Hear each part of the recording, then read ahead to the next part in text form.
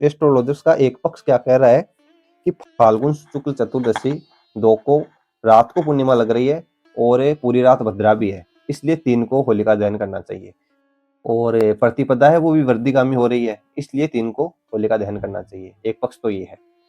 दूसरा पक्ष है कि 3 तारीख को साथ में चंद्र ग्रहण भी आ रहा है, तो इस कारण 2 की रात्रि को जब पूर्णिमा लग जाए तब भी होलिका दहन कर लेनी चाहिए, क्योंकि पूर्णिमा तो उस समय भी लग चुकी है। धर्म सिंधु में लिखा है, इदम चंद्रम ग्रहण सत्वे वेद मध्य कार्यम गृहस्थोद में प्रतिदिने प्रदोषे पूर्णिमा सत्वे ग्रहण मध्य एव कार्यम। दूसरे दिन ग्रहण उदय हो व प्रदोष काल में पूर्णिमा न हो तो पूर्व दिन ही होलिका कार्य कर लेना चाहिए। ये स्पष्ट लिखा है। पूर्व दिन मतलब 2 तारीख को ही कर लेना चाहिए, लेकिन 2 तारीख को तो भद्रा लग रही है, एक वो भी तो समस्या आ रही है। तो इसमें है भद्रा में भद्रा के मुख का बताया गया है कि भद्रा का मुख हो तब होली दहन नहीं करनी चाहिए, वरना होली दहन कर सकते हैं। 2 तारीख को साय 5:56 पर भद्रा लग रही है और 3 की सुबह लगभग ये 5:26 तक भद्रा का समय है।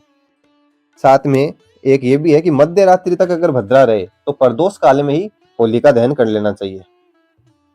बस ये है कि भद्रा के मुख का ध्यान रखना चाहिए। तो इसलिए शास्त्रीय प्रमाणों के आधार पर होलिका दहन का उचित समय 2 तारीख की शाम को ही है, लगभग 36 से ले लो, 36 से लेकर लगभग 8:54 तक, लगभग एवरेज 7 बजे तक मान लो। उसके अलावा जो लोग 3 की रात्रि के लिए कर रहे हैं, वो जो मैंने आपको पहले वाला प्रमाण बताया उसके हिसाब से बोल रहे हैं। लोग ये बोल रहे हैं कि जब चंद्र ग्रहण संपूर्ण पूरा हो जाएगा, मोक्ष हो जाएगा चंद्र ग्रहण का, उसके बाद होलिका दहन करो। लेकिन फिर होलिका दहन करने के अगले दिन होलिका पर्व खेला जाता है। इसमें ऐसा है कि होलिका दहन हम उस रात मनाते हैं जिस रात पूर्णिमा हो, तो पूर्णिमा तो 2 तारीख की रात को लग चुकी है, शाम को लग जाएगी, वो तो अधिक झुकाव 2 तारीख की ओर है। और जिस दिन के अंदर पूर्णिमा हो उस दिन में होली खेलनी चाहिए।